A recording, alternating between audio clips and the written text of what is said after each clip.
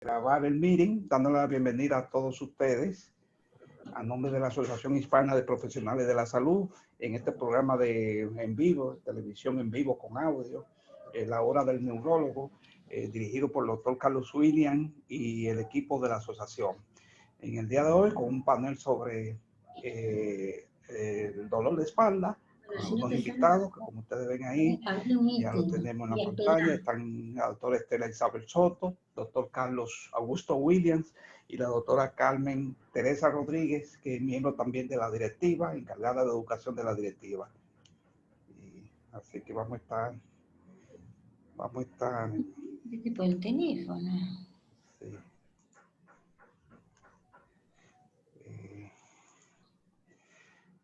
Algunas informaciones de interés general para los que entran por primera vez, no conocen lo que está pasando con la asociación y hemos perdido el contacto también con las reuniones en vivo. Simplemente una introducción que estamos ofreciendo los programas de asistente médico, electrocardiograma, asistente dental, ahora en la virtual, por el internet se puede hacer. Pero avísame cuando te metiste. Sí, estos son programas que están acreditados para todo Estados Unidos, incluyendo Puerto Rico, con esta agencia que ustedes ven ahí, que es ANCA, y le vale a nivel nacional válido por 2 años.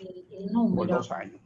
Aquí están los teléfonos, ahora estamos en la República Dominicana. Todo el que esté viendo este programa o vea a través de YouTube puede también comunicarse en la República Dominicana porque estamos ofreciendo con el número de la contraseña. Sí, sí. Hay un ruido, doctora Estela, si pueden poner el mute en lo que terminamos esta presentación para luego entrar a la conversación. Bueno. Sí, quiero brevemente anunciarle a todos ustedes, a nuestros miembros, a nuestros colaboradores, vamos a participar en un Congreso Mundial del Stroke en noviembre del 3 al 9 para Europa. Vamos a estar ahí y ese viaje incluye todo un paquete turístico-cultural. Parte de ello incluye New York, para los que viajan por primera vez a Nueva York desde la República Dominicana a otro país. Va a haber un día especial en Nueva York. Están invitados. Parte del programa, en sentido general, todo este viaje, no solamente el Congreso el Mundial sobre el Stroke, que incluye más de 38 sesiones científicas y más de 30 presentaciones orales. Vamos a visitar el Museo Sigmund Freud en Austria, Viena, que ahí va a ser el evento. Vamos a la residencia de Beethoven, el Museo de Beethoven. También vamos a estar en Alemania, vamos a estar en Hungría. Esto va a ser un viaje inolvidable, están invitados todos, incluye camiseta, gorra, certificado de participación. Y lo más importante, la mejor noticia es que estas instituciones están auspiciando el evento, que es que no tenga financiamiento, puede buscar financiamiento con la Cooperativa de Médicos Dominicanos o el Neighborhood Trust Federal Credit Union, que funciona en Nueva York. Nosotros somos miembros, usted se puede hacer miembro, si no lo es, ellos le hacen préstamo.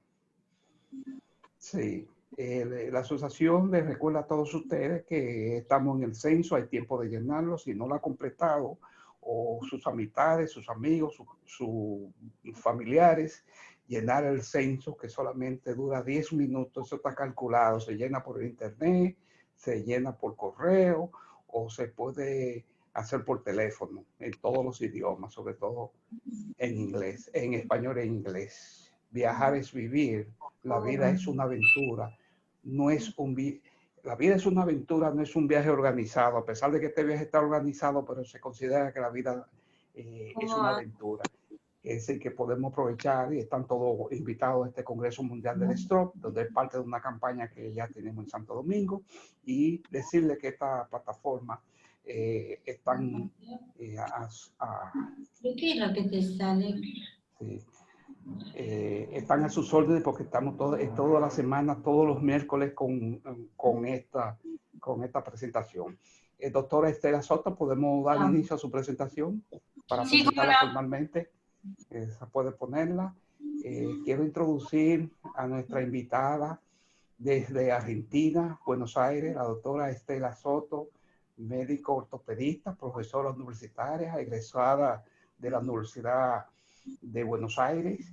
Ella es profesora de la Universidad Austral de Buenos Aires también. una experiencia en cirugía ortopédica de alrededor de 40 años.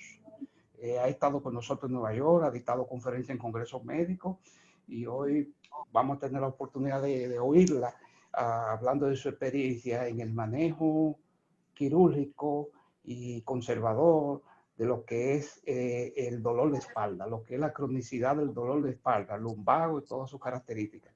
Quiere decir que le damos la bienvenida a la doctora Estela Isabel Soto.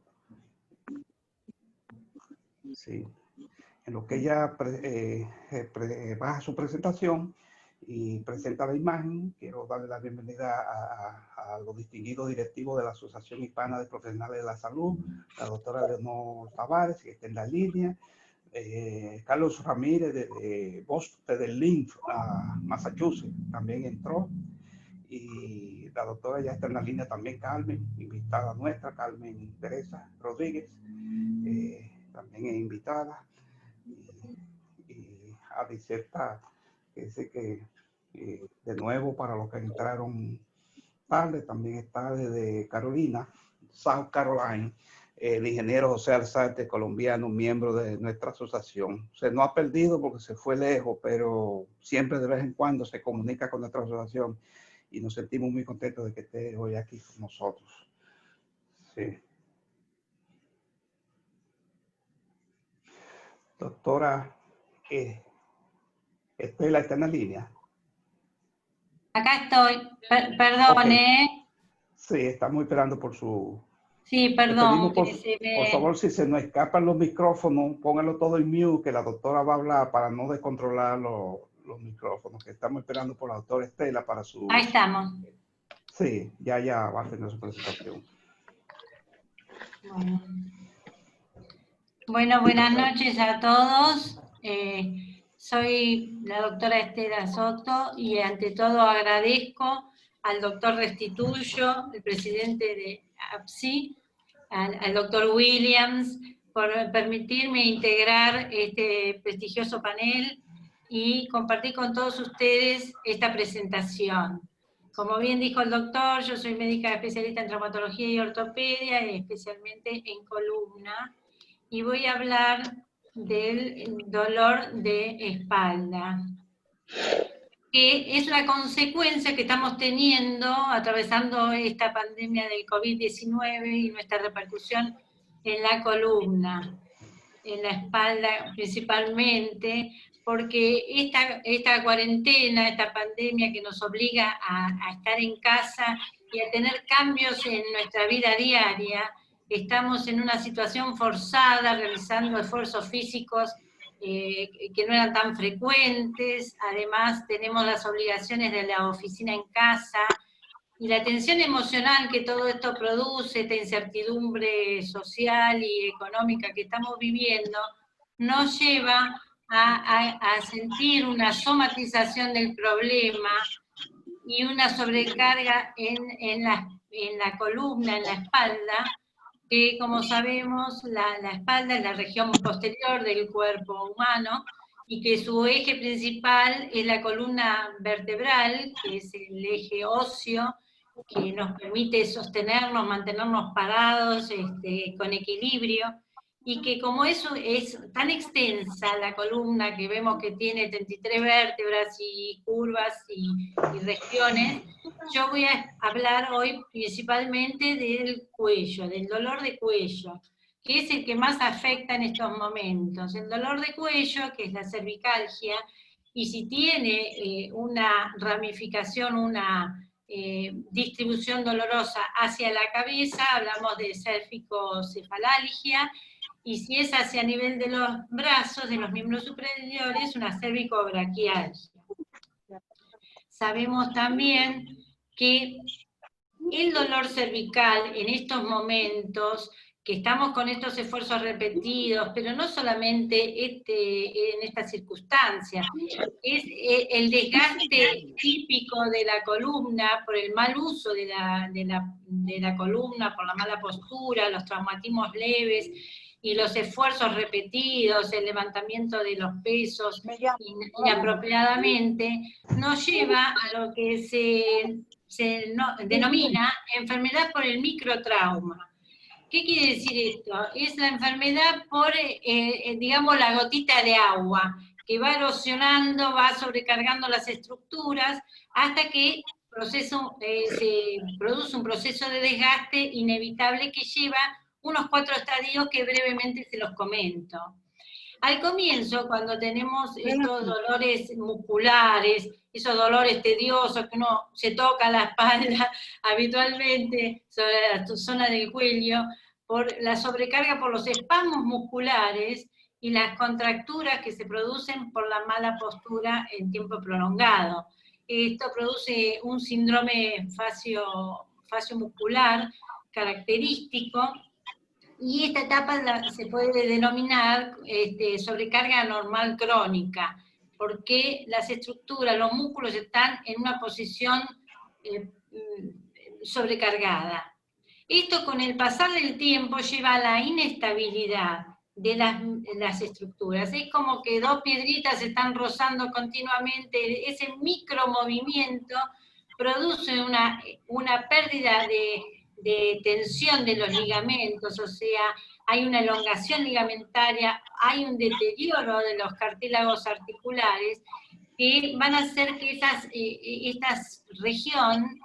vértebras tengan una movilidad anormal de la columna en forma crónica. Esto se reconoce como el síndrome facetario, que cuando uno comprime las articulaciones pequeñas de la columna, produce un intenso dolor, y comienza ya la enfermedad discal, o sea, el desgaste del disco intervertebral.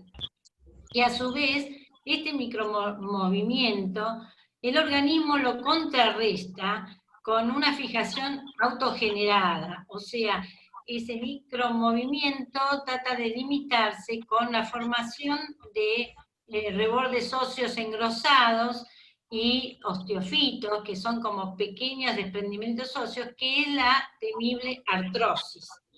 Esa artrosis va a llevar a mantener una rigidez de esas zonas móviles, y entonces va a llevar a limitar el movimiento y a producir dolor por la fibrosis misma.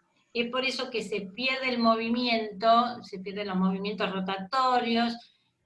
Lo primero que se pierden son las inclinaciones, los movimientos inclinatorios, y esta fijación de estas estructuras va a tener una repercusión a distancia, a articulaciones más distales. Por eso es muy común la cervicalgia, la cervicobraquialgia y la lumbalgia, que generalmente se dan muchas veces conjuntamente por esta sobrecarga a la distancia de las otras articulaciones.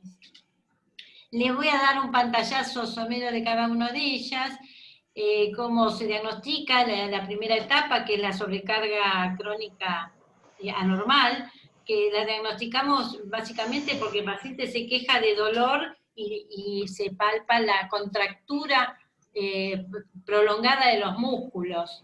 A nivel de las imágenes solamente podemos observar en las radiografías que hay una rectificación de la columna por la misma tensión muscular crónica. Y el tratamiento generalmente es sintomático, se hace planes de medicación antiinflamatoria, se puede hacer fisioterapia y plan de ejercicios posturales. Si el paciente no cambia sus hábitos posturales, indefectiblemente vamos a seguir con todas estas fases, como pasa con la pandemia. Vamos a la fase 2. En la fase 2, que es cuando ya tenemos esa movilidad anormal, vemos que empieza a sufrir el disco intervertebral. Ahí tiene una imagen de la resonancia magnética nuclear del cuello, donde pueden observar, allí donde marca la flechita, la saliencia del disco intervertebral hacia atrás. Esto se está produciendo una herniación del disco, porque es el efecto, como uno dice, sándwich, se aprieta el disco entre las vértebras y sale hacia posterior. Perdón. Entonces, en este caso, el diagnóstico es a través de las imágenes. de las imágenes de resonancia principalmente para ver el daño del disco, y en la radiografía ya se ve la altura discal disminuida. El tratamiento también puede ser con bloqueos radiculares si el dolor es referido a los miembros superiores, y a veces necesariamente tenemos que tener un abordaje quirúrgico de esta patología, realizando una disectomía cervical percutánea, que es una cirugía mínima invasiva, pero con sus riesgos, porque son estructuras muy delicadas, ¿no? Pasamos ahora a la tercera etapa de este proceso degenerativo, que es cuando se instala una artrosis importante, que aquí vemos lo que yo les nombraba, los osteofitos marginales, que limitan esa movilidad que tienen los cuerpos vertebrales. Acá ya hay una afección importante del disco, de las vértebras. Estamos en una entidad que se llama espondilodiscartrosis, que está comprometido el cuerpo vertebral, el disco, con artrosis importante y pinzamiento. Esto es muy sintomático, el paciente tiene dolor importante, dolor severo, tiene muy disminuida la movilidad del cuello, y a las imágenes tenemos la radiografía, que ahí se nota claramente las diferencias patológicas, y la resonancia magnética, que también nos aporta muchísimo. El tratamiento, si es conservador, mantenemos también la fisioterapia, la medicación antiartrósica, antiinflamatoria, y los bloqueos facetarios, que también son efectivos. De llegar a una resolución quirúrgica, ya tiene que ser una cirugía de más envergadura, donde se realizaría una disectomía, o sea, la extracción de ese disco dañado, y una fusión, o sea, una estabilización con algún complemento de instrumentación, que pueden ser barras con tornillos, placas, lo que se vea necesario según la patología a resolver. Y por último tenemos, para citar, el comentario de la compensación a distancia. Acá vemos claramente como un paciente con una artrodesis instrumentada de 3 niveles cervicales va a conllevar, acá no se ve bien ahora, pero se ve la resonancia, una lesión discal por sobrecarga a nivel del disco intervertebral lumbar L5-S1, que es generalmente la dupla, ¿no? El problema cervical y el problema lumbar.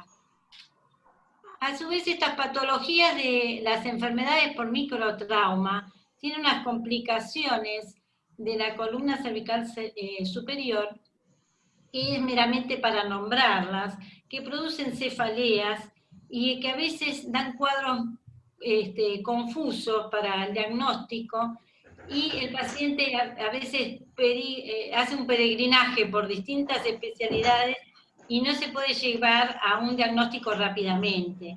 Como es el síndrome del nervio suboccipital de Arnold, el síndrome cérvico-espinal y el síndrome radicular, que son síndromes por compresión de las salidas de las raíces nerviosas de los primeros niveles cervicales. Estos producen, por ejemplo, en el síndrome de Arnold, un dolor exquisito que el paciente refiere como en coronilla, o sea, le duele toda la cabeza hasta la frente, tiene un dolor retroocular, y a veces comienza la consulta por el oftalmólogo. Se hacen estudios de alta complejidad y no se logra detectar cuál es el problema. Lo mismo pasa con los otros dos síndromes, que pueden afectar hasta la sensibilidad y producir dolor a nivel lingual o maxilar inferior, y consultan previamente con un odontólogo, etc. Vemos acá como el síndrome del nervio de Arnold es por la compresión de la salida del nervio entre los músculos cortos de la columna cervical superior, que comprimen y dan este intenso dolor. Y a veces con un leve procedimiento, que es un bloqueo con lidocaína, 1 centímetro cúbico de lidocaína, y solucionamos el problema en forma hasta milagrosa. Otro tema son las complicaciones de la columna cervical inferior, que son las radiculopatías. Las radiculopatías es cuando están comprometidas las raíces nerviosas a nivel de la saliencia a través del agujero de conjunción de las vértebras. Esto puede ser por síndromes compresivos, ya puede ser como muestra acá el slide, por una hernia discal que está comprimiendo la salida del nervio raquídeo, o por osteofitosis que hacen que se estreche, que no tenga la libertad como en el otro lado, y esto va a dar diferido un dolor muy insidioso de tipo neuropático, con parestesias distales, o sea, el paciente refiere hormigueo, sensación de quemazón, molestias en las manos, falta de fuerza para tomar los objetos. Es muy molesto, el tratamiento es bastante prolongado, se hace medicación antineurítica, todo tipo de, a veces también intervienen especialistas de medicina del dolor, y si no logramos disminuir estos síntomas, se llega a un tratamiento quirúrgico que puede ser de acuerdo a la patología que esté afectando, si es a nivel discal, una disectomía, con fusión cervical, o puede ser una prótesis discal, etc. Eso se planifica de acuerdo a la anatomía de la lesión, ¿no? Todo esto lo podemos prevenir fácilmente haciendo una pequeña, un tratamiento de constancia y voluntad, que es hacer todos los días ejercicios de cuello. Repetidas veces durante el día, durante las horas de trabajo, que estamos frente a la computadora, no debemos de olvidar una sencilla práctica de la repetición de estos ejercicios que nos van a prevenir de toda esta catástrofe de patología que estamos contando. Además, es muy importante la corrección postural, contemplar bien cómo nos sentamos a trabajar. Tenemos que considerar que en la casa no tenemos las mismas medidas ergométricas que en las oficinas, que están bien calculadas las ubicaciones de las pantallas y demás. Tratemos de buscar la forma de ayudarnos a proteger nuestra columna. Además, lo conveniente que siempre es mantener una actividad física que nos ayude a conservar nuestros músculos tónicos, sobre todo los antigravitatorios, los que mantenemos la postura erguida con una práctica de gimnasia o alguna práctica deportiva 1 o 2 veces por semana. Bueno, y este es mi agradecimiento por haberme permitido mostrar esta pequeña sufrimiento que tiene la columna por todas estas situaciones que nos tocan vivir, y el mal uso de la columna y las posturas inadecuadas que tomamos día a día. Muchas gracias. Muchas gracias, muchas gracias. Gracias. Y muchas gracias, doctora Estela Soto. Y sí, pasamos al doctor Carlos Williams, si puede compartir su pantalla.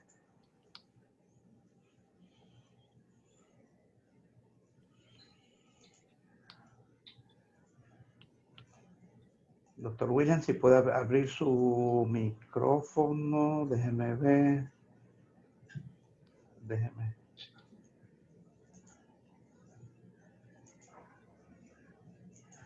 Vamos a abrir el micrófono.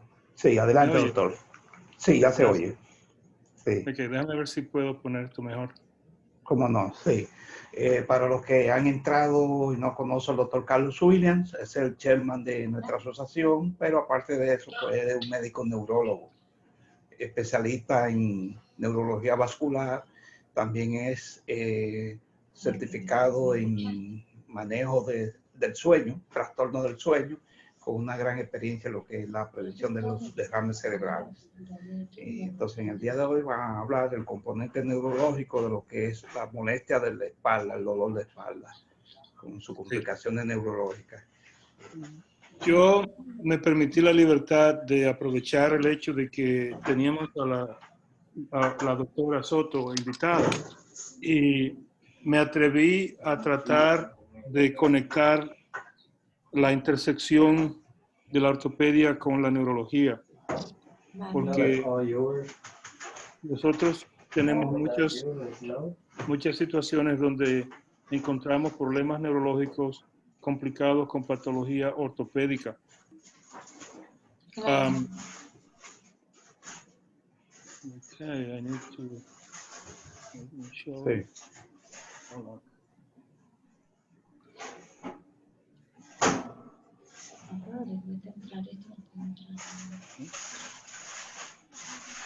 ¿Están viendo las diapositivas, Restituyo?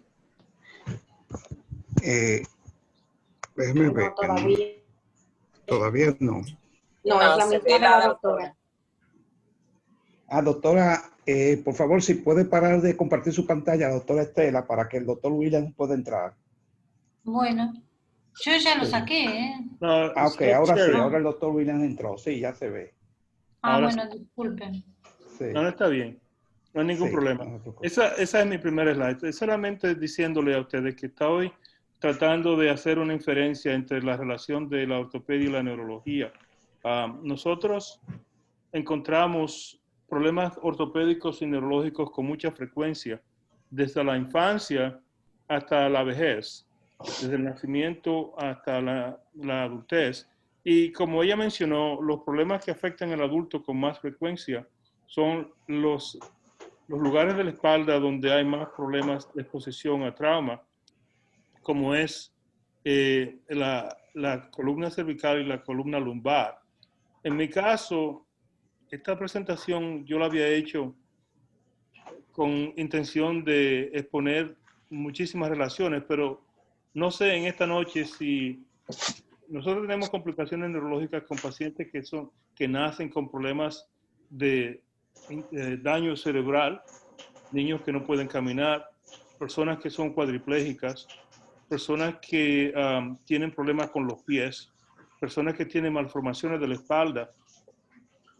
Y todo eso interfiere en el desarrollo normal del individuo y en la incapacidad de mantener una postura normal y de tener función ortopédica normal. Algunas enfermedades neurológicas también crean problemas ortopédicos, o sea, que vienen de los dos lugares. Del problema ortopédico se crean problemas neurológicos y del problema neurológico también se pueden crear problemas ortopédicos. En algunos casos, la esclerosis múltiple, por ejemplo, puede hacer eso. También una enfermedad neurológica fatal que se llama ALS o amitrofia lateral esclerótica también produce problemas ortopédicos. Los problemas ortopédicos son debido al hecho de que la persona pierde la capacidad de tener la postura debido a la debilidad muscular. Los traumas, en este caso los traumas deportivos, los traumas de accidentes de vehículo, en particular que incurren con frecuencia con un movimiento brusco del cuello o de la espalda o de la cabeza o todo combinado, depende de la gravedad del accidente, también producen una cantidad significante de problemas ortopédicos y neurológicos combinados. El accidente cerebrovascular de sí, por sí mismo, también produce problemas ortopédicos porque puede paralizar un lado del cuerpo, crear contracción de las extremidades, en particular los brazos y las piernas, donde la persona no puede utilizar las extremidades o un lado de su cuerpo, y entonces eso crea problemas que algunas veces tienen que ser, hay que producir, liberar los músculos, tratar la ruptura de las extremidades y dar tratamiento ortopédico de rehabilitación y de intervención quirúrgica. La polio, que es una enfermedad muy vieja, ya en algunos lugares no existe, creó y crea muchos problemas ortopédicos y neurológicos combinados, en particularmente cuando los niños se van desarrollando, que tienen las dificultades con el caminando y con el uso de las extremidades. También produce atrofia de las extremidades y produce daño ortopédico combinado con el dolor crónico, como ella mencionó, y combinado con el mal desarrollo de las extremidades. Esto se llama una neuropatía periférica, que es muy frecuente por ejemplo, hoy, el día de hoy, yo vi 3 pacientes con este problema. Todos vinieron porque tenían dificultad caminando y porque no podían levantar los pies para caminar y daban pasos muy como si fuera un caballo caminando, porque los pies no se levantan debido al daño nervioso y al daño de los huesos. Entonces tienen, ¿cómo se llama? Martillo en los dedos de martillo en los pies. Dedos de martillo, sí. Y tienen arches elevados, los pies son muy flacos, el tobillo es muy débil y esas personas se caen con frecuencia. En las manos, ahí les presento una foto de cómo se deforman las manos y cómo eso crea dificultades con la vida diaria. Algunas veces hay que liberar los tendones, algunas veces hay que liberar los músculos y algunas veces hay que ponerle cosas como extensores para mantener la mano en postura normal, para permitir que la persona mantenga una función independiente. Esto es una foto, a pesar de que no se ve grande, pero es una foto del pie que estaba mencionando, que tiene el daño de los pies y que hace que la persona no pueda caminar bien. También hay situaciones, me perdí,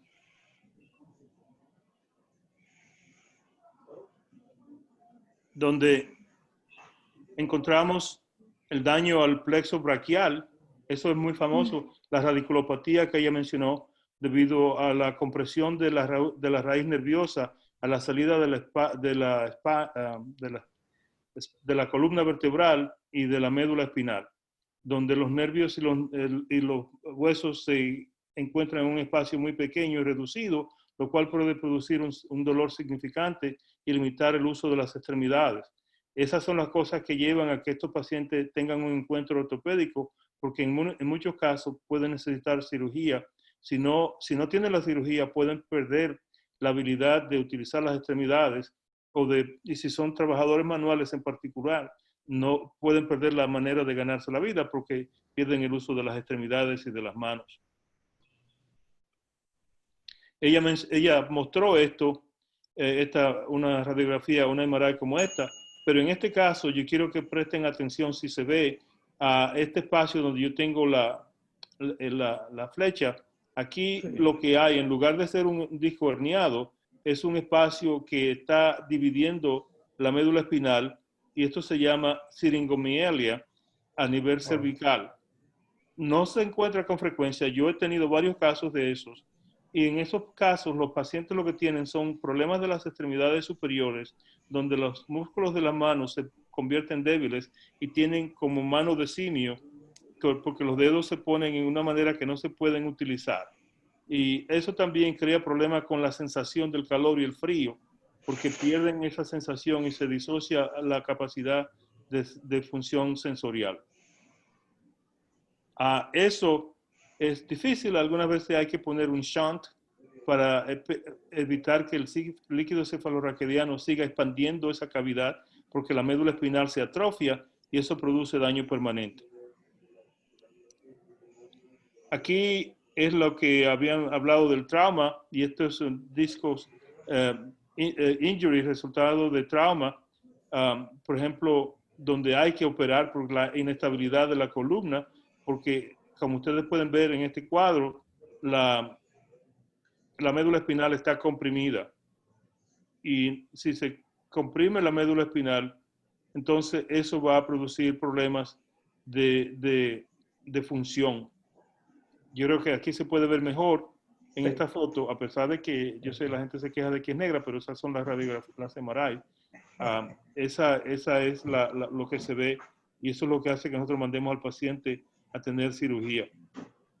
También nosotros encontramos problemas con los pies a nivel de trauma, los dedos de los pies, las complicaciones de dolor de la parte baja de la espalda también producen el dolor como el lumbago o la ciática que la gente conoce.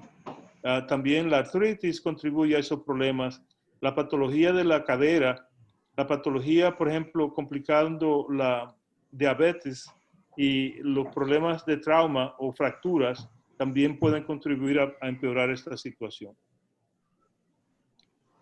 Esto era un video, pero yo no creo que hay tiempo de presentarlo. Es para demostrar las diferentes maneras en que la gente camina cuando tienen esos problemas ortopédicos.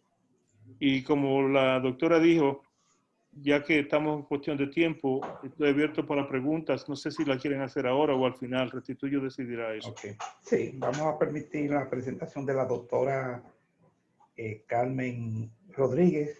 Por favor, permitan al doctor William para que compartir la pantalla. Bien. Y entonces, exactamente, permitir la presentación de la doctora Carmen Teresa Rodríguez, que ella es también la directora, la doctora Carmen. ¿Me está oyendo, Carmen? ¿Puede abrir su micrófono? Sí, lo tengo abierto ya. Perfecto. Bienvenida, doctora. Ella es especialista en medicina de rehabilitación, profesora de la Universidad Federico Enrique Sureña, disertante nuestra en varios eventos y coordina todos los programas de educación de la Asociación Hispana de Profesionales de la Salud. Es decir, que vamos a cerrar este panel con ella hablando un poco sobre la rehabilitación, tanto en la fase aguda, en la prequirúrgica y en la quirúrgica. Doctora, adelante. Sí, buenas noches, gracias y es un honor para mí compartir con dos tremendos profesionales de amplia trayectoria esta noche. Vamos a continuar con las slides. Hoy vamos a hablar un poquitito de lo que es el dolor de espalda, la epidemiología, cómo se clasifica de grosso modo, la intervención en rehabilitación a manera de medicina a nivel primario y a nivel secundario y terciario. Por favor, siguiente. Ya se ha hablado bastante de la anatomía de la espalda. Sabemos que la espalda comienza desde la base de la cabeza, cuando termina la cabeza y termina donde se inicia los miembros inferiores. Entonces, los dolores de espalda se puede clasificar dependiendo de la región. Como la doctora ya explicó, el dolor cervical, que es aquel que pertenece a de las vértebras cervicales, manera de decir. El dolor lumbar, que es el más frecuente de todos, y el dolor torácico, que es el menos frecuente, pero generalmente está asociado a torácico lumbar o está asociado al cérvico torácico. Ya explicaremos luego por qué. También el dolor de espalda se clasifica de acuerdo a la etapa o la fase en que se presente, aguda, subaguda o crónica. Por favor, la siguiente. Bien. El dolor de espalda representa prácticamente, se dice que todos los seres humanos alguna vez en la vida tendremos un dolor de espalda y del 70 al 90% de la población tendrá un dolor lumbar en algún momento de su vida. De ese 90%, el 90% remitirá espontáneamente en las primeras 6 semanas, o sea, en el primer mes y medio, luego de un brote agudo. Y luego, del 50 al 80% de los casos, durante los próximos 5 años, presentará una recaída. Esto puede ocurrir en cualquier etapa de la vida. Si pueden observar la imagen, desde un bebecito hasta el anciano, y sobre todo la imagen que está en la esquina, en mi caso, en la esquina de la izquierda, de la derecha, en la mujer, ocurre mucho, sobre todo en la etapa de gravidez, cuando están embarazadas. Siguiente, por favor. Siguiente, ok. Ya como estábamos hablando que en cualquier etapa de la vida, ahí teníamos el ejemplo del niño que asiste a la escuela con una mochila o no sé cómo le dirán en otros países, cargada, y es tan importante o tiene tanta relevancia el dolor de espalda que hay inclusive un día mundial del dolor de espalda. Encontré esta lámina, por ejemplo en España el día 17 de octubre, ellos tienen un día de prevención de espalda e inclusive realizan caminatas como manera de concientización para la prevención del dolor de espalda. Siguiente, por favor. La lumbalgia no solo se considera un problema sanitario, sino que es, desde el punto de vista económico, es uno de los grandes problemas de los gastos que ocurren a nivel médico, porque se estima que aproximadamente 50 billones de dólares están destinados para la solución de los problemas del dolor de espalda y se considera la tercera causa de visita a la consulta médica. Debemos de abordar el dolor de espalda desde un modelo psicosocial, porque aunque ya hemos hablado de que afectan los músculos, de que afecta las vértebras, de que hay un problema neurológico, muchas veces tenemos un individuo que ya sea previo al dolor de espalda o producido por el dolor de espalda, tiene una alteración sensorial que le lleva a una alteración de su comportamiento, de su conducta, que también le lleva a un problema familiar, un problema afectivo, un problema laboral, o puede un problema laboral llevarlo al dolor de espalda. O sea, es algo mutuo. Siguiente, por favor. La cervicalgia, como había hablado la doctora, ya es para los terapeutas, es nuestro pan de cada día, gracias al avance de la tecnología. Como pueden ver en la figura arriba, a medida que utilizamos la tecnología, especialmente los celulares y las tablets, a medida que inclinamos la cabeza o la flexionamos hacia adelante, pues colocamos el peso de la cabeza y una hiperextensión del cuello, hiperflexión del cuello, que va lesionando cada vez más. Y este dolor puede venir acompañado no de una radiculopatía. Siguiente. Okay. Hay factores que ayudan a que aparezcan los dolores de espalda. ¿En quiénes? Pacientes obesos, pacientes fumadores, pacientes que no les gusta hacer actividad física, pacientes que no hacen una adecuada nutrición y personas también con problemas psicosociales. Siguiente, por favor. Entonces, a nivel de fases, como habíamos hablado, se pueden describir 3 fases a grosso modo. La aguda, que incluye de 4 a 6 semanas, y lo que se indica en estas 4 o 6 semanas es reposo, no estar acostado todo el tiempo. Le decimos al paciente que se coloque compresas calientes. Hay personas que no la toleran, entonces le decimos que se coloque compresa fría. El médico generalmente le indica analgésicos que puede tomar en el counter de la farmacia, relajantes musculares para ayudarlos a dormir. Y algunas veces en esta fase es necesario hacer infiltraciones, como explicó la doctora. Muchas personas dicen, bueno, déjame ir a darme un masaje, y se mejoran bastante con eso. Si el dolor persiste, viene la próxima fase, que sería una fase subaguda. Siguiente, doctor. Y esta ocurre de 4 a 6 semanas y dura hasta 3 meses. El tratamiento aquí sería recomendarle el reposo, algunos casos ortesis o fajas lumbares o de cuello, que están indicadas hasta cierto tiempo, porque las ortesis tienen la habilidad de que provocan debilidad muscular. Termoterapia superficial y profunda, o sea que aquí ya, además de las compresas, vamos a aplicar calor con ultrasonidos, vamos a utilizar electroterapia como son el TENS o microondas, diferentes tipos de terapias eléctricas. El masaje está también indicado, y aquí yo no lo he visto en Estados Unidos, pero sí en nuestro país utilizamos mucho lo que es la tracción, y me gusta mucho porque siempre he visto muy buenos resultados en la mayoría de los casos. Tracción cervical y lumbar, que tiene sus indicaciones y su manera de aplicarse. También en esta fase se pueden utilizar las infiltraciones, porque a veces el paciente dice, es que yo no aguanto, no puedo esperar 3 semanas o 4 semanas a que termine la terapia para sentir el alivio, yo necesito un alivio rápido. Entonces se le aplican las infiltraciones, y aquí inicia el proceso de cinesiterapia o la terapia a través de los ejercicios. Los ejercicios casi siempre son ejercicios isométricos, en los que se le recomienda al paciente que evite la excesiva flexión y las rotaciones. Ya en la fase crónica, sería una tercera fase. Después de los 3 meses, el paciente, además de analgésicos, como son los AINES, esta fase muchos pacientes quedan, como se dice vulgarmente, enganchados a los calmantes.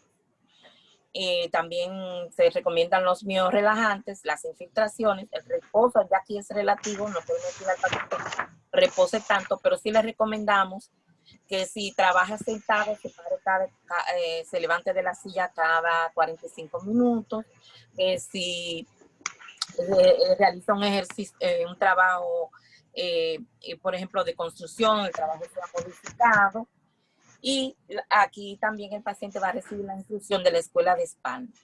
Un tratamiento que se está realizando de hace aproximadamente 7 u 8 años que da muy buenos resultados son las terapias de onda de choque.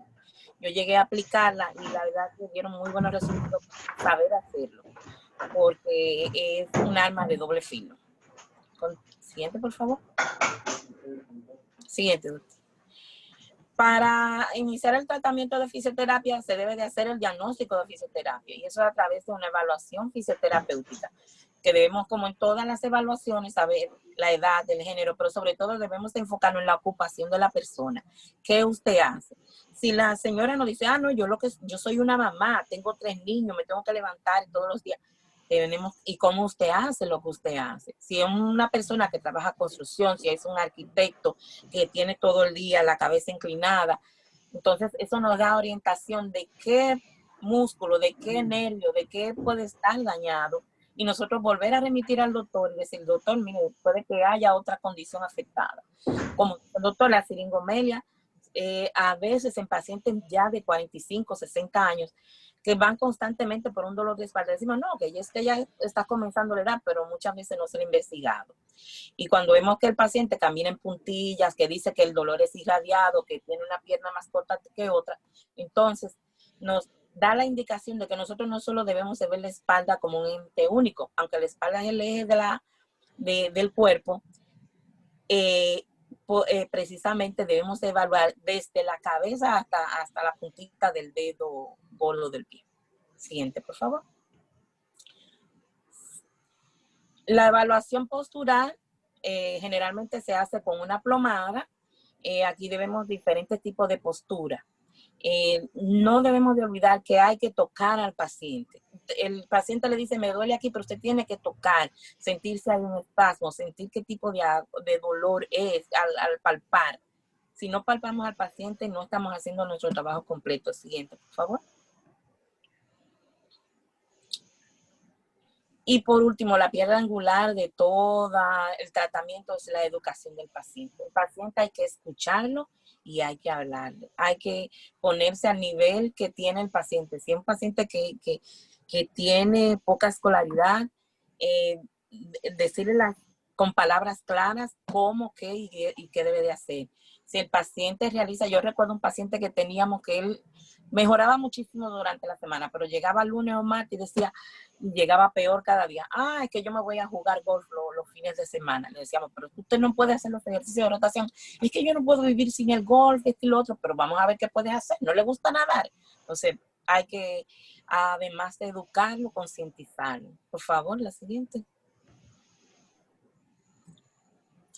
La cinesiterapia puede ser sola o el tratamiento de ejercicios. Hay escuelas de terapia. Puede hacerse el paciente, educarse el paciente individual, puede educarse el paciente en grupo. En grupo es muchísimo mejor porque el paciente uno a otro se ayudan, se estimulan a participar y tratan de no faltar a la cita.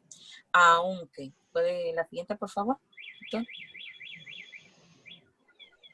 Siguiente. Aunque hay varios programas, por ejemplo, los ejercicios de Williams, que es ese programa que tenemos aquí. Usted puede tener esa cartilla en su casa, en su oficina, comprarse un mat y ponerlo en su oficina y en su hora de receso practicarlos. Vienen indicados. El terapeuta generalmente se lo enseña cómo realizarlo y usted lo repite en su casa. Queda demostrado que cuando al paciente se le enseña y el paciente lo repite por él solo, se mejora mucho más rápido que asistiendo a terapia 2 veces a la semana. Siguiente, por favor. Siguiente, doctor. Aquí ya en la anterior veíamos que el paciente estaba en decúbito supino y luego en decúbito prono. Y los ejercicios recomendados van de flexión, extensión de isométricos, a luego a participar con bandas elásticas, con pelotas de bobat y van aumentando en complejidad. Si el paciente, siguiente por favor, si el paciente ha sido, siguiente doctor. Sí. Restituye. Sí, claro. Si el paciente ha sido una persona que le gusta realizar deportes, pues, ¿por qué no? La anterior, por favor. La anterior. Sí. Ajá. Déjame ver si mueve. Ajá. Ok. Ok. En la esquina izquierda ustedes pueden ver esas cintas de colores que se usan mucho de moda y ustedes los ven.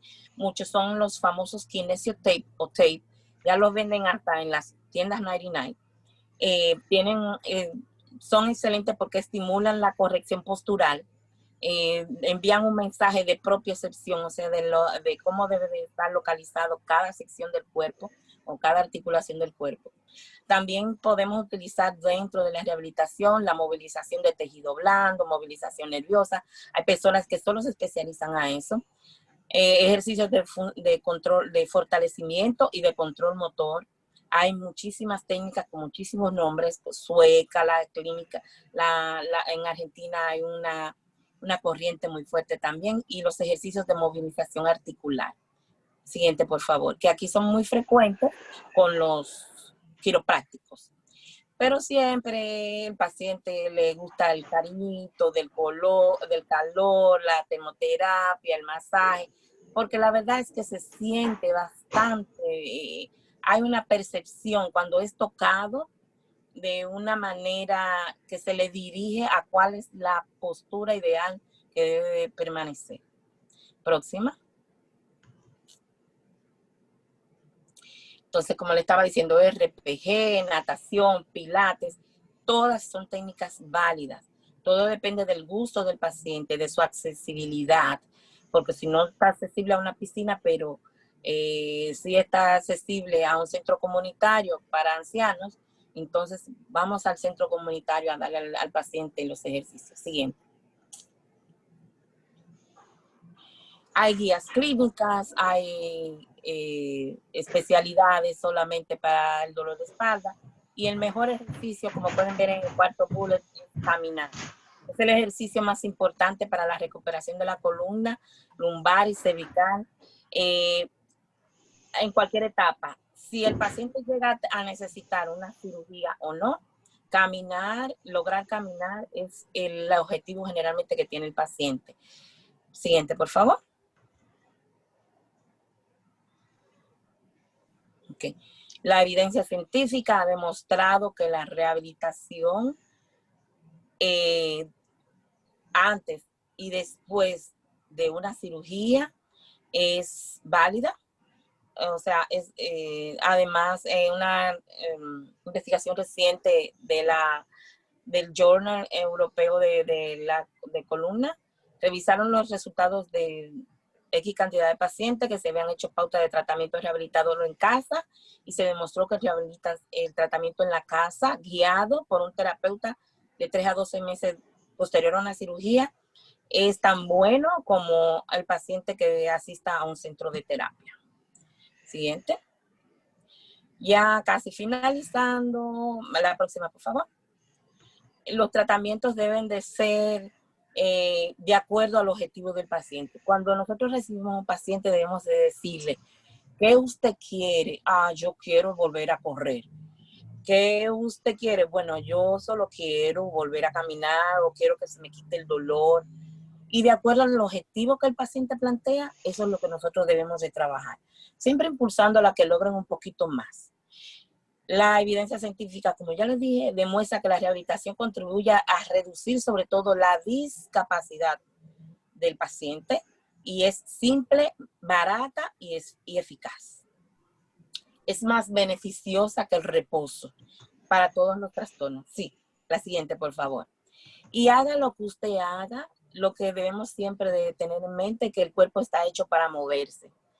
y para moverse. Estamos nosotros los que podemos, tenemos algo de experiencia, ustedes pueden llamarnos, nosotros podemos darles un consejo. Gracias, buenas noches. Muchas gracias, doctora Carmen Rodríguez, por su interesante presentación. Ahora abrimos el segmento para hacer preguntas a los panelistas, a la doctora Isabel Soto de Buenos Aires, Argentina, al doctor Carlos William y a la doctora Rodríguez. Si alguien tiene alguna pregunta, creo que José Alzate también quería hacer un comentario. El ingeniero Alzate, que está en Carolina, South Carolina. Sí, doctor, buenas noches. Mil gracias a los panelistas, de verdad increíble la ponencia que hicieron. Quería pedirle la opinión acerca de la fibromialgia. ¿Qué opinan ustedes? ¿Qué tratamientos se pueden hacer para estos dolores y estas patologías? Doctor Williams, ¿puede responder la fibromialgia? ¿Qué concepto tiene? No. Ok, eso sería para la terapia, Okay. de rehabilitación, pero desde el punto de vista neurológico y ortopédico, y no puedo hablar por el ortopedista porque tenemos a una aquí, nosotros realmente no recomendamos ningún tipo de cirugía para el dolor crónico, a menos que no haya una patología que objetivamente indique la necesidad de cirugía. No sé si alguien tiene otra opinión. Bueno, si quieren, hola. Sí, se oye. Sí, doctora Soto, adelante. Le quería comentar que la fibromialgia, hay a veces un espectro muy amplio, pero básicamente la fibromialgia en sí es una enfermedad de tipo reumática. Por consiguiente, el tratamiento siempre es en base a tratamiento sintomático de medicaciones que cada vez se amplía más el espectro, porque es una patología muy insidiosa, de difícil manejo, muy tediosa y muy prolongada en el tiempo. Entonces es un desafío poder lograr el bienestar de estos pacientes, porque tienen muchos componentes, y dentro de ellos la parte, como bien decía la doctora, la parte psicológica también influye muchísimo. Son pacientes con ciertas personalidades que hacen que esta patología sea circular, o sea, siempre mantenemos siempre el mismo esquema de síntomas y de padecimientos hasta que se maneje tanto la esfera psíquica como la somática, ¿no? Muchas gracias. Patricia tiene una pregunta para la doctora Rodríguez. Ella pregunta, ¿cuál es la recomendación en el tratamiento fisiátrico de rehabilitación para el dolor lumbar en niños? Doctora Rodríguez. Sí, es muy importante. En niños no utilizamos, como medio físico podemos utilizar calor. Esa es una primera parte. La segunda parte, no podemos utilizar contraindicado lo que son las electroterapias. Que me faltó decir eso. Hay que tener mucho cuidado que el paciente con dolor de espalda, se utiliza mucho el TENS, usted lo compra ahora. El TENS, si la persona ha tenido algún problema epiléptico, algún problema neurológico, está totalmente contraindicado porque puede provocar, enviar un mensaje al cerebro y provocar un daño permanente. Y sobre todo es educación. En las escuelas, en la mayoría en Latinoamérica y aquí ya existe la fisioterapia en las escuelas. Entonces, educación y ejercicio. También a la madre le enseñamos cómo prevenir el dolor de espalda. Le preguntamos qué actividades está haciendo el niño, cómo duerme, qué otras cosas le gusta hacer el niño. Porque con el niño, el tratamiento del niño es un tratamiento ocupacional y la ocupación del niño es el juego. Y todo debe de ser enfocado hacia el juego. El niño aprende a través del juego y para el niño todo es divertido y debe de ser divertida la terapia. Nunca debe de doler. Queda respondida. Otra pregunta, doctora Rodríguez, de Johanna Ortiz, la rectificación causada por la mala postura, por el uso del celular o computadora, ¿es reversible? Sí, sí, en la medida de lo posible. Sí. Aunque sí, hubo un boom hace unos meses que supuestamente se estaba creando un nuevo hueso a nivel occipital debido a la hiperextensión de la cabeza, pero en realidad lo que se vio es que hay un engrosamiento de las fascias musculares que existen a nivel occipital. Entonces, sí es reversible, pero creo que la doctora puede responder mejor que yo. Doctora Soto, ¿algún comentario sobre esa tendencia de ahora? Sí, el tema es lo que explicaba anteriormente. Todo es reversible, pero tienen que cambiar la causa, porque si no sacamos la causa siempre vamos a tener el efecto.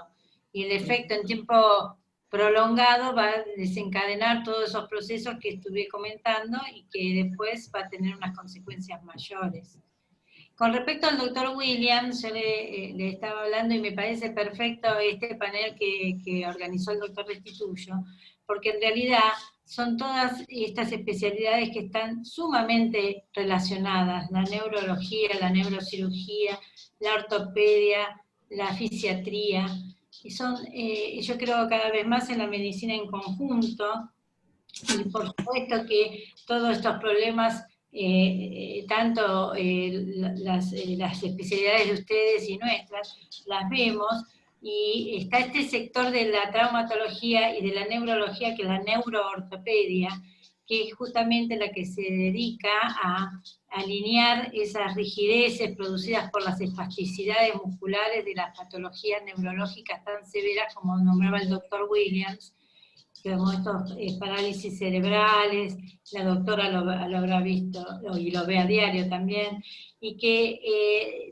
ninguna de las especialidades por sola va a tener el 100% del beneficio del tratamiento, sino que es tan importante el diagnóstico, la cirugía y la rehabilitación del niño y del adulto que padece estas patologías, que yo creo que se mantienen todas en un mismo plano. Una es eslabón de la otra, y en un tratamiento integral es cuando se logran grandes mejorías para los pacientes, ¿no?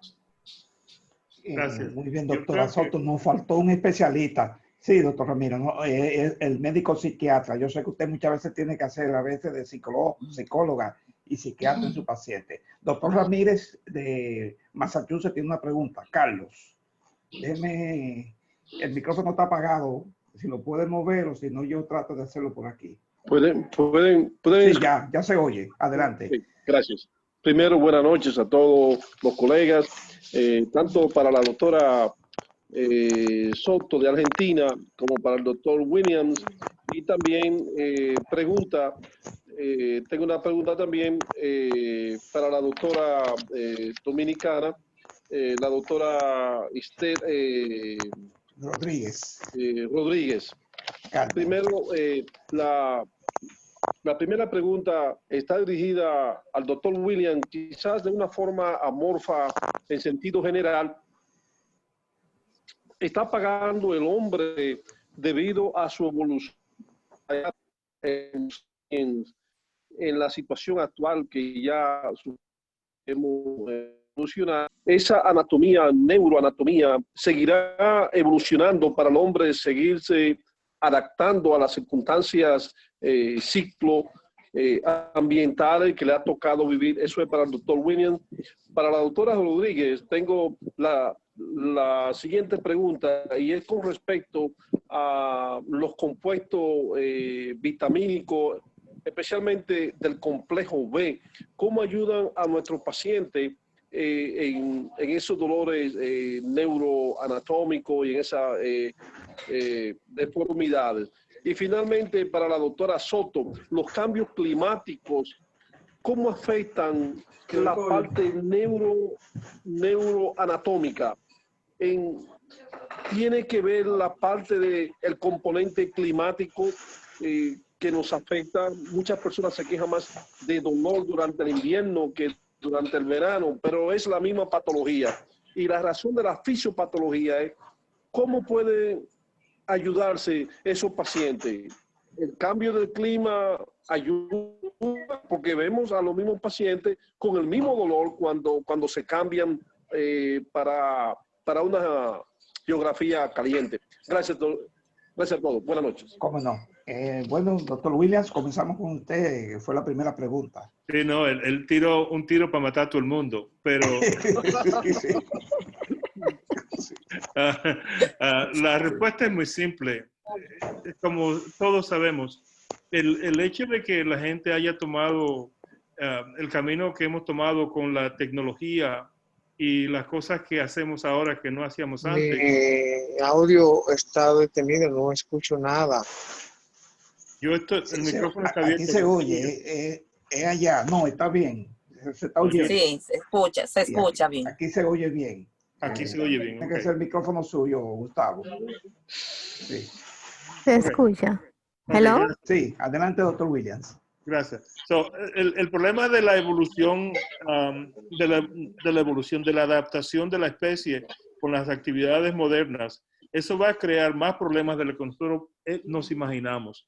El constante hecho de que estemos traumatizando los dedos, que estemos traumatizando el cuello, que estemos traumatizando la postura y las extremidades, eso va a crear problemas que van a ser eventualmente temporal, depende de la voluntad de la persona a cambiar el comportamiento, porque nosotros solamente le damos opiniones al paciente.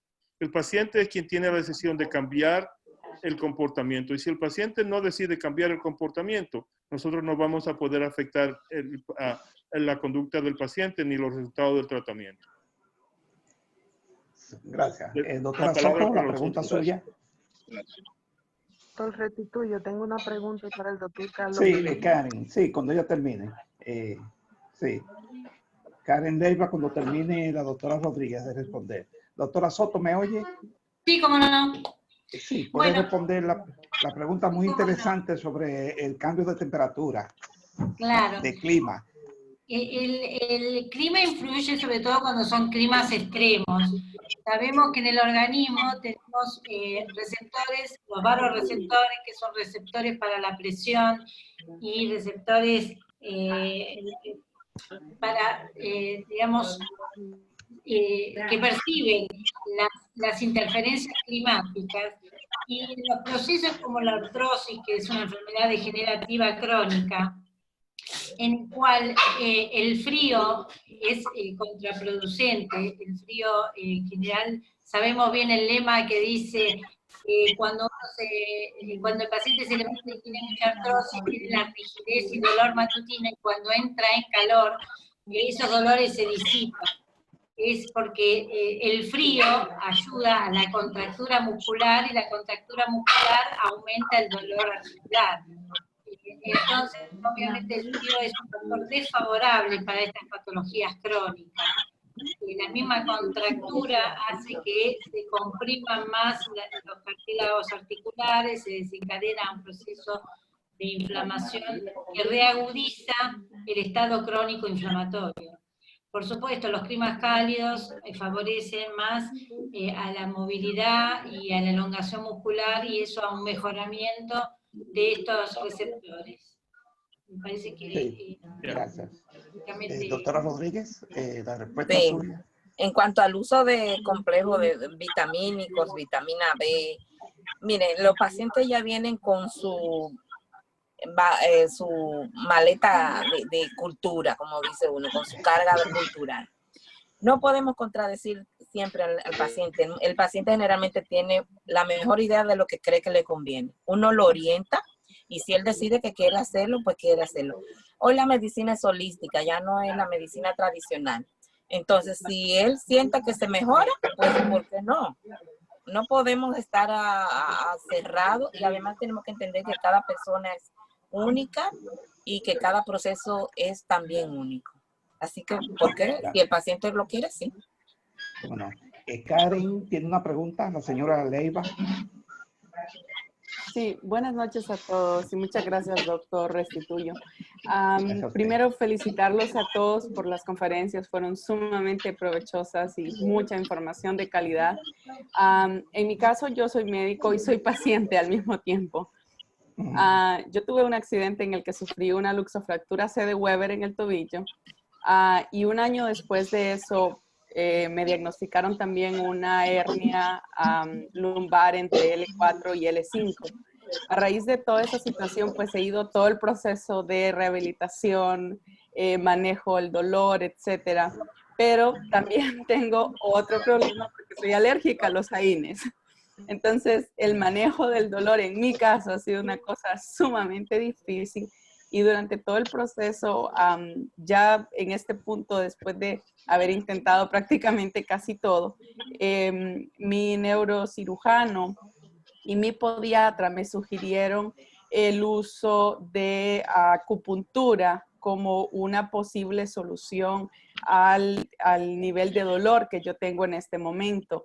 Y me gustaría saber qué opinión les merece esa sugerencia y si ustedes tienen un poco más de información acerca de alguna otra alternativa que yo podría tener para poder manejar el dolor que tengo en este momento. Muchas gracias. Gracias, Karen.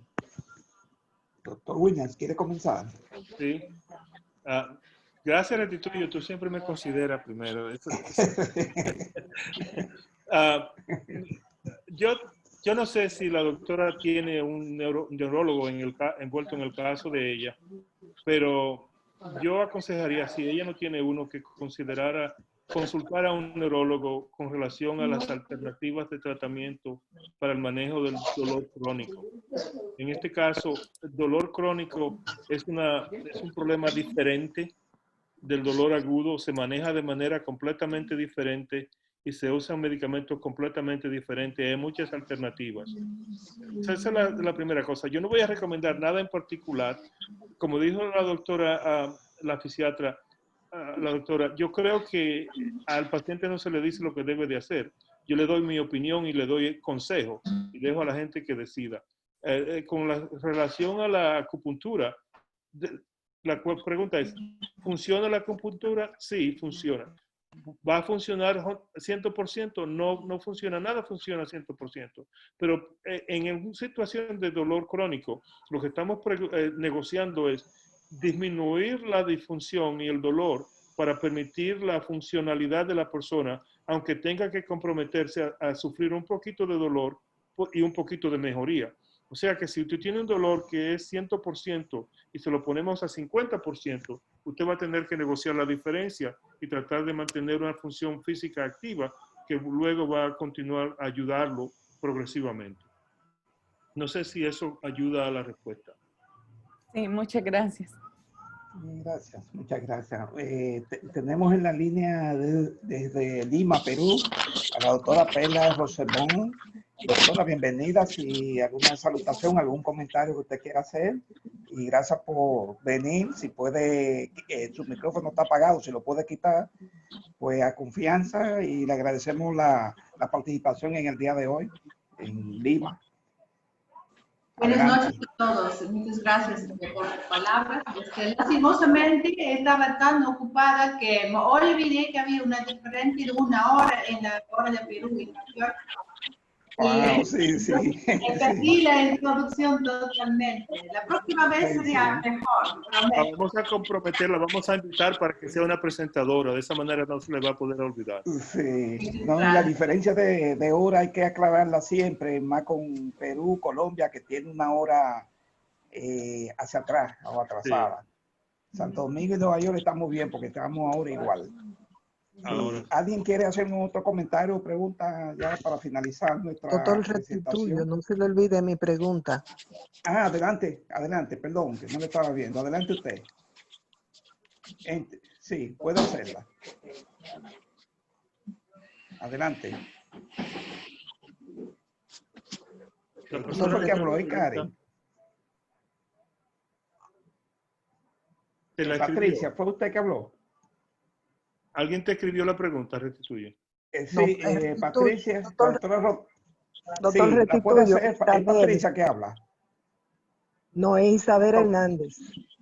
Isabel, está la doctora Isabel de la Florida. Adelante, Isabel, sí. Puede hacer Muy la buenas pregunta. noches a todos. Al doctor Williams. Tengo una pregunta para el doctor Williams. Cariñoso, mi cariño para usted, mi querido amigo. Gracias. Doctor Williams. Sí. Estoy en cama.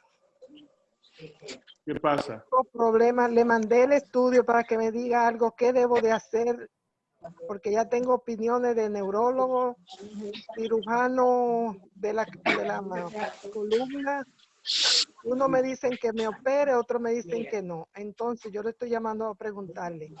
Hay un método ahora que es con la célula madre. ¿Usted cree que sería posible? Primero dime cuál es el problema y yo quiero ver la MRI primero de darte mi opinión. Yo se lo mandé, Retituyo lo tiene. Okay. Estoy muy mal, tengo 5 días que no puedo casi ni caminar, ni acostarme, ni pararme.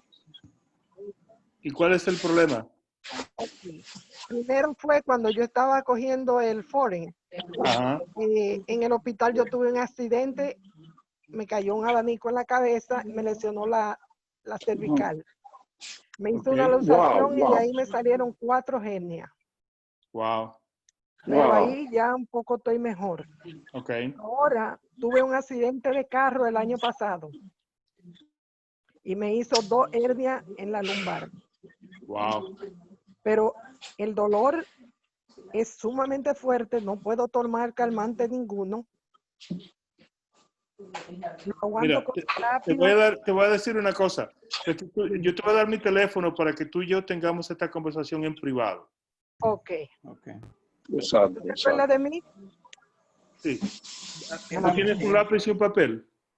Doctor Williams, Espérate, yo que no me puedo parar. yo se lo envío, Williams.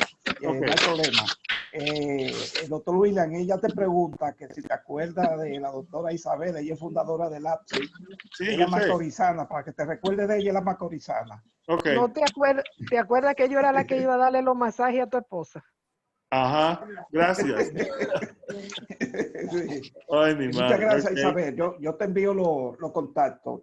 ¿Alguien más quiere hacer un comentario o pregunta? Gracias, Isabel. Y perdona. Vamos a hacer esta conversación privada, tú y yo. Ok, está bien. Gracias. Sí, doctor. Sí, doctor. Buenas noches. Buenas noches. Buenas noches. ¿Quién habla? Mildred. ¿Aló? La doctora Mildred. Adelante. La doctora sí, Mildred. adelante, doctora. Tengo una pregunta para el ortopeda y la neuróloga. El neurólogo. Sí, William C. Soto, la doctora Soto. Sí. Hace 2 años yo hice una fuerza, ¿verdad? Y recién me descubrieron con el MRI, el año pasado, diciembre del año pasado, me descubrieron que yo tengo 2 discos, no sé si el 3 o el 2, 3 y 2, de la espina cervical que me está oprimiendo los nervios. Eso me causa mucho dolor de cabeza, mucho dolor de espalda desde arriba hasta abajo y me aduerme el brazo derecho. El dolor de cabeza es muy frecuente, no se me quita con nada. Tengo un neurocirujano como médico, tengo un médico del dolor. Y mi pregunta es, doctor, para usted, ¿esto lleva cirugía? Yo no creo que te podamos dar una respuesta objetiva sin tener evidencia. Lamentablemente, nosotros, la ortopedista y yo, en mi opinión, yo no voy a decir que sí o no a tu pregunta hasta si yo no veo un examen de MRI que me indique lo que está pasando. Nosotros podemos imaginar que hay un problema que puede necesitar cirugía, pero yo no te puedo dar una respuesta concreta, yo personalmente. Y no creo que ninguno de nosotros podemos dar una respuesta concreta sin tener evidencia. Lo mejor, y cualquiera puede hacer eso, es tener una consulta de segunda opinión para confrontar la información de dos médicos, un neurólogo, un neurocirujano o dos neurocirujanos de diferentes grupos para que te digan cuál es su opinión, a menos que no haya habilidad para ver los resultados de tus exámenes. No sé si la doctora tiene otra opinión. ¿Alguna opinión, doctora Soto, que ella preguntó por... Sí, cómo no. Bueno, quería decirle a la colega que en realidad, bien lo dice el doctor Williams, sin ver los estudios no se puede evaluar. Por otra parte, esa discopatía alta es muy frecuente, o sea, esos niveles de lesión muscal se dan por traumatismos importantes. Entonces, a lo mejor, no sé si usted no dice exactamente el nivel de tipo comprometido, pero da la sensación de que no condice con el relato. Me parece que hay una discrepancia entre el nivel cervical y demás. Por otra parte, pienso que a lo mejor cuando los resultados no se obtienen después de tantos tratamientos y todo, hay que ser muy observador de las medidas higiénico-dietéticas que uno realiza en su vida. Porque a lo mejor sin darse cuenta, realiza un esfuerzo en forma cotidiana que hace que usted no pueda lograr obtener beneficios con todas las terapias que hace, que le han realizado. Entonces hay que observar, porque a veces un pequeño esfuerzo cotidiano, como vuelvo a decir, levantar un bidón de agua o algo, que hace marcha atrás a todos los beneficios que puede obtener con el tratamiento. Y por supuesto, como dice el doctor Williams, para tomar una decisión quirúrgica hay que evaluar el paciente y sus estudios, ¿no? Esa es mi opinión. Muchas gracias, doctora Soto. El médico puesto... Sí, adelante. ¿Usted quiere comentar algo más? Sí. El doctor me ha puesto inyecciones a nivel ahí en el cuello y para calmarme el dolor, pero me vuelve, doctora, otra vez. Claro, por eso digo, a lo mejor hay miles de circunstancias que pueden actuar negativo. Por ejemplo, hasta el uso de almohadas. A veces el paciente dice, es mejor no usar almohadas, y no, hay que fijarse el tamaño de 15 centímetros de altura, que el reposo sea el adecuado, que no haga esfuerzos cotidianos. Hay que observarse muy bien y ver cuál es lo que ocasiona más el dolor en la vida diaria. ¿Cuál es el gesto de su vida que no permite que mejore? Porque le han hecho tratamientos importantes. Pero claro, hay que ver el estudio. A lo mejor tiene una hernia muy importante y no hay otra solución. Sí. Eso es bueno, una opinión. Sí, muchas gracias, doctora Soto, Estela Soto, la doctora Carmen Rodríguez, doctor Carlos Williams, por este interesante panel que organizó la asociación y el doctor Williams, dedicado al dolor de espalda. A todos ustedes, gracias por participar desde el Perú, de Buenos Aires, de la República Dominicana, de Boston, de Virginia. Gracias a todos ustedes, y cada miércoles están invitados con otros diferentes temas que vamos a tener a las 8 de la noche cada miércoles. Gracias a Pela y gracias al doctor Alzate y todo lo demás. Gracias a usted, doctor, y a toda la gente. Gracias por todo. Buenas noches.